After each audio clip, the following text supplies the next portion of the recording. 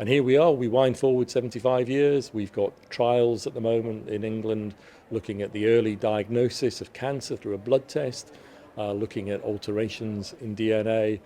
We've got artificial intelligence reading those images, aiding radiologists in the diagnosis of disease.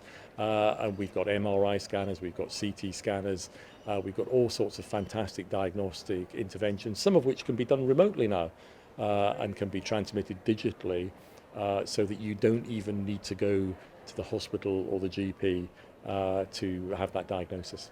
Well, if over the last 75 years things have changed, it's really hard to imagine what it would be like in 75 years' time. In what will that will be? That will be 2098. Yeah. Goodness me, I can't even begin to think what healthcare will be like. I'm sure artificial intelligence and digital will transform healthcare. I'm sure there'll be diagnostic techniques we can't even dream of at the moment. But one thing I do know, and that is that in 1948, it was the staff of the NHS, it was the people who came together to create the NHS, doctors, nurses, porters, engineers, everybody, that were the heartbeat of the NHS. And 75 years later today, that is still the case.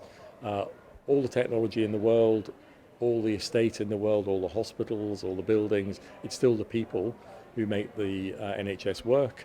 And I'm pretty sure that in 75 years' time, it will still be the people who work in the NHS who will be the most important thing, and will be the people who provide the compassion, the kindness, the one-to-one care that really makes the difference to people's lives.